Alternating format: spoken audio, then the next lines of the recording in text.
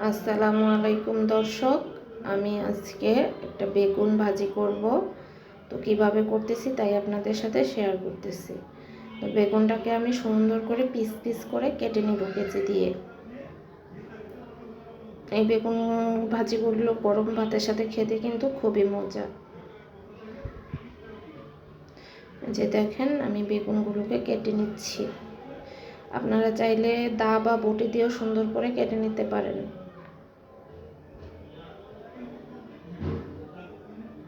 এই যে লেন্থটা এরকম হবে।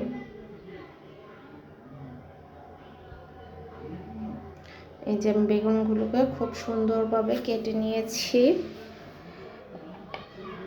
এই যে দেখেন। তো এখন আমি এখানে পরিমাণ মতো মশলা দিয়ে এটাকে মিক্সড করে নিব। যে আমি দিয়ে দিলাম 1 চামচ মরিচের গুঁড়া,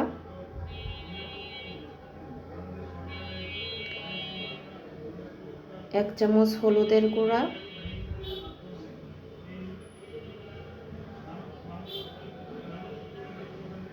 1/2 চামচ জিরার গুঁড়া,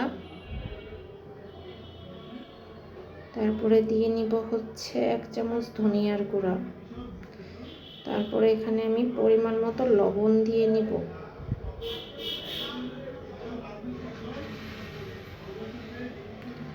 এই সবগুলো দিয়ে এখন আমি হাত দিয়ে এটা খুব সুন্দরভাবে মিক্সড করে নেব। হালকা একটু পানি দিব, দিয়ে মশলাটা দিয়ে বেগুনটাকে খুব সুন্দর মতো মিশিয়ে নেব। যে দেখেন এইভাবে হাত দিয়ে করে নেবেন।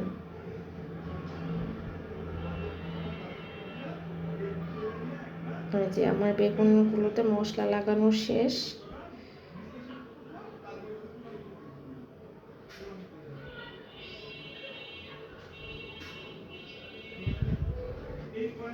এই যে দেখেন সুন্দরভাবে মশলা লাগিয়ে নিয়েছি। এখন আমি চলে যাব চুলায়।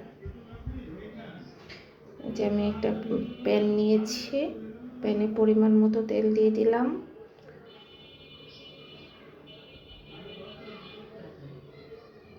তেলটা একটু পুরো প্যানে মিশিয়ে নিব। তারপরে আমি আমার পিস করা মশলা মাখানো বেগুনের টুকরাগুলো একটা একটা করে দিয়ে দিব।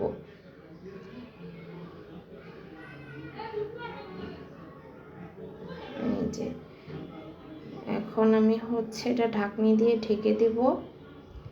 এটা একটু হয়ে গেলে আমি ঢাকনাটা খুলে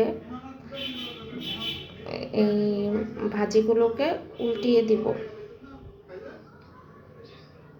এই যে আমি আস্তে আস্তে উল্টিয়ে দিচ্ছি। আপনারা তেল কিন্তু খুব বেশি নেবেন না, পরিমাণ মতো তেল নেবেন, অল্প করে নেবেন, কারণ তেল বেশি নিলে মশলাটা তেলে মিক্সড হয়ে যাবে।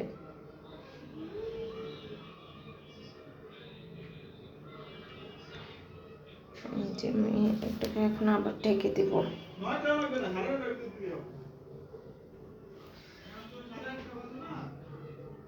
এই যে হয়ে গেছে। এখন আমি এটাকে এই পার্টটা হয়ে গেলে আবার এই যে উল্টে পাল্টে নিয়ে নিব।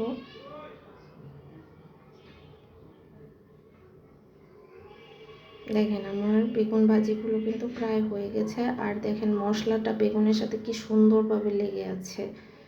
আমি তারপর একটু পেঁয়াজ কুচি দিয়ে দিব।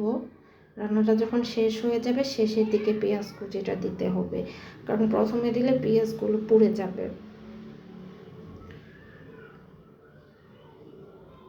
এই যে আমার বেগুন ভাজি শেষ। এই বেগুন ভাজিটা কিন্তু গরম ভাতের সাথে খেতে অনেক সুস্বাদু এবং অনেক মজা। আপনারা অনেক ভাত একসাথে খেয়ে ফেলতে পারবেন।